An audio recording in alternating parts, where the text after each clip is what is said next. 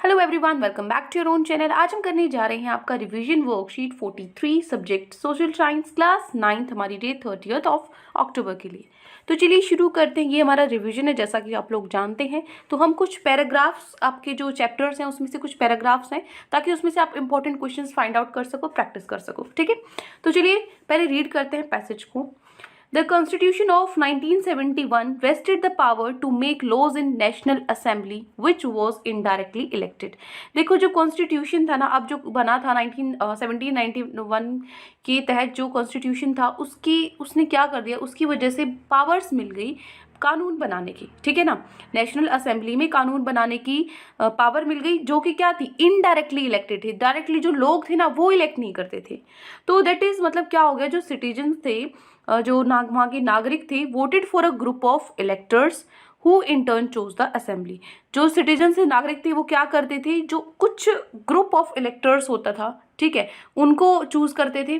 उसके मतलब नीचे जो लेवल पे होते थे, उसके बाद वो क्या करते थे, अपर लेवल पे आगे चूज करते थे। ठीक है, जो असेंबली को चूज करते थे। ठीक है, सो नॉट ऑल सिटीजन, सभी नागरिक नहीं, have however had the right to vote, सभी नागरिकों को वोटिंग का अधिकार नहीं था। ठीक है, सब लोग वोट नहीं दे सकते थे। Only man above 25 years of age, वो आदमी मतलब मैन अलाउड थे जो 25 साल से ज़्यादा थे। ठीक है, who paid taxes equal to at least 3 days of labourers wages, और जो टैक्स पे करते थे वो भी कितने की इक्वल, मतलब 3 दिन की जो दिहाड़ी होती थी ना मजदूरों की, ठीक है ना, जो लेबर्स के वेजेस थे, जो उनको पैसे मिलते थे दिन में, उसके उनके 3 दिन के वेजेस के हिसाब से जिन्होंने टैक्स पे किया होता था, उनको were given the status of active citizens, उन्हीं को एक्टिव सिटीजन्स का स्टेटस दिया गया था। That is they were entitled to vote, मतलब उनको ही वोट करने का अधिकार था। The remaining man and all the women were classed as passive citizens, तो बाकी जितने भी बच गए जो टैक्स नहीं देते थे, या फिर जितने भी वुमेन्स थी, वुमेन्स तो अलाउड ही नहीं थी वोटिंग के लिए, तो उनको किस में डाल दिया गया था, पैसिव सिटीजन्स उनको बोला जाता था।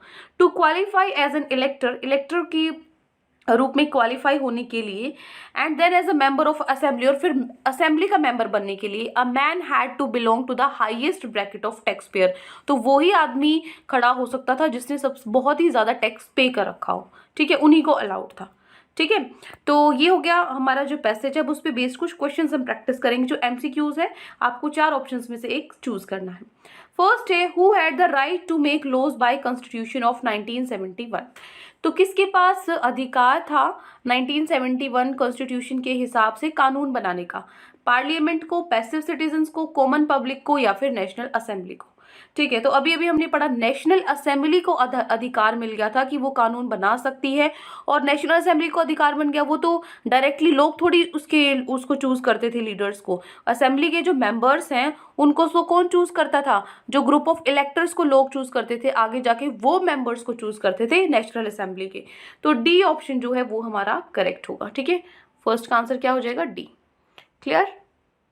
नेक्स्ट है, एक मिनट, नेक्स्ट है question number 2, how were the members of national assembly elected, national assembly के जो मेंबर्स थे, सदस्य थे, उनको कैसे चुना जाता था।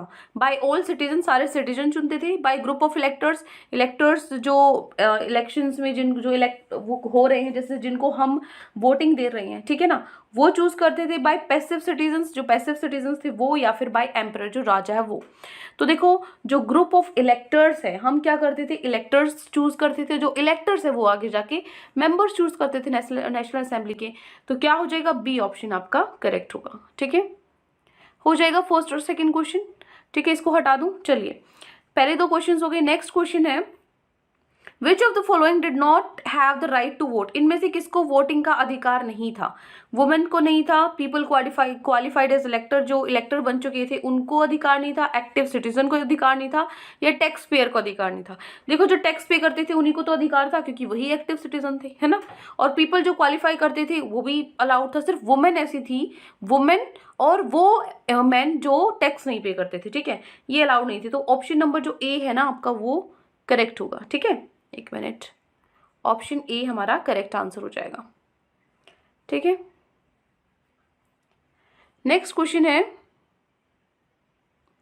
Question number fourth, who were the active citizens, active citizens कौन थे, अभी अभी मैंने आपको बताया कौन थे एक्टिव सिटीजन्स, ऑल मेल सारे मेल थे, ऑल फीमेल सारी औरतें थी, tax payer male having age more than 25 years, 25 years से जिनकी एज ज़्यादा थी मैन, और जो टैक्स भी पे करते थे वो, या फिर नन ऑफ द वो। कौन थे एक्टिव सिटीजन्स, जो टैक्स पेयर जो जिनकी एज 25 से ज़्यादा थी और जिन्होंने जो टैक्स पे करते थे, ठीक है।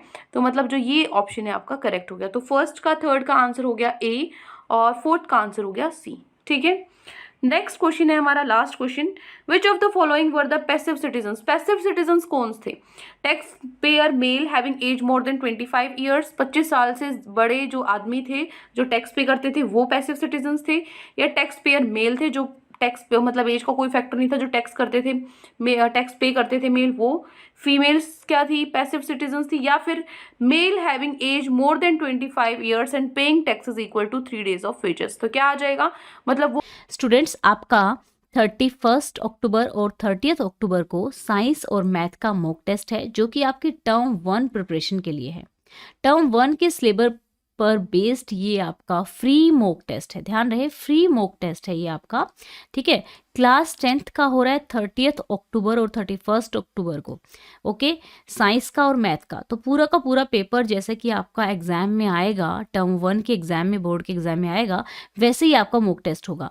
तो अगर आप इस मॉक टेस्ट को देते हो तो आपके एग्जाम की पहले ही एक तरीके से सैम्पल पेपर के रूप में प्रैक्टिस हो जाएगी, और दूसरा आपको अपना रैंक भी पता लगेगा।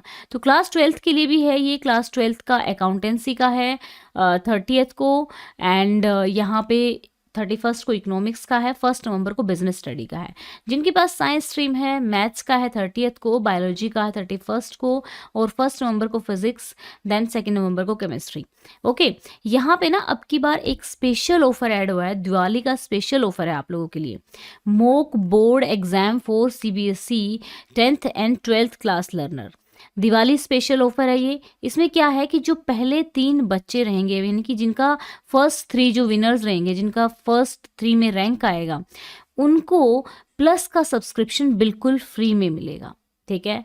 और हर सब्जेक्ट के टॉपर को 1-on-1 मेंटरशिप भी मिलेगी टॉप एजुकेटर्स के द्वारा। तो ये टेस्ट होने वाला है आपका मॉक टेस्ट 5 से लेके 6:30 बजे तक शाम में। तो लिमिटेड सीट्स हैं, एनरोल कर लीजिए, फ्री में आप लोग इसको एनरोल कर सकते हैं। क्लिक कीजिए एनरोल फॉर फ्री पे या फिर एनरोल नाउ पे। दिवाली का स्पेशल ऑफर, इसमें आप अनअकैडमी का सब्सक्रिप्शन जो है बिल्कुल फ्री जीत सकते हैं पहले 3 विनर्स। तो टेस्ट ज़रूर दे के देखिए, क्योंकि इससे आपके कंसेप्ट जो है और भी अच्छे हो जाएंगे। अभी जैसे आपके प्री बोर्ड आने वाले हैं या प्री बोर्ड हो गए हैं, टर्म 1 की प्रिपरेशन आपकी कितनी हो गई है, तो यहाँ से आप चेक कर सकते हैं। इससे आपके कंसेप्ट बहुत अच्छे हो जाएंगे। इसको देने के लिए लिंक डिस्क्रिप्शन में दिया हुआ है मैंने, ओके। और पूर्णिमा 10 कोड आपको यूज़ करना है, लिंक डिस्क्रिप्शन में है, ओके। पूर्णिमा 10 कोड आप यूज़ करेंगे। पूर्णिमा 10 कोड से आप कोई भी लाइव क्विज भी अटेंड कर सकते हैं, स्पेशल क्लास भी अटेंड कर सकते हैं, ओके बच्चों। वो मेल जिनकी एज 25 से ज़्यादा थी और टैक्स भी पे करते थे 3 दिन के हिसाब से, जो एक लेबर की मजदूरी होती थी, ठीक है ना। तो क्या आंसर होगा आपका, कौन थे पैसिव, फीमेल्स थी पैसिव, ठीक है। तो सी ऑप्शन हमारा करेक्ट होता है, ठीक है। तो ये आपको 5 क्वेश्चंस MCQs गिवन थे आज की वर्कशीट में। आई होप आपके जितने भी डाउट्स हैं क्लियर हैं। कोई भी डाउट है फिर भी आप कमेंट सेक्शन में मुझसे पूछ सकते हैं, और अगर आपको लेक्चर अच्छा लगे तो चैनल को सब्सक्राइब कर सकते हैं, वीडियो को लाइक कर सकते हैं। आज के लिए इतना ही, मिलते हैं नेक्स्ट वीडियो में। Till then take care, bye bye.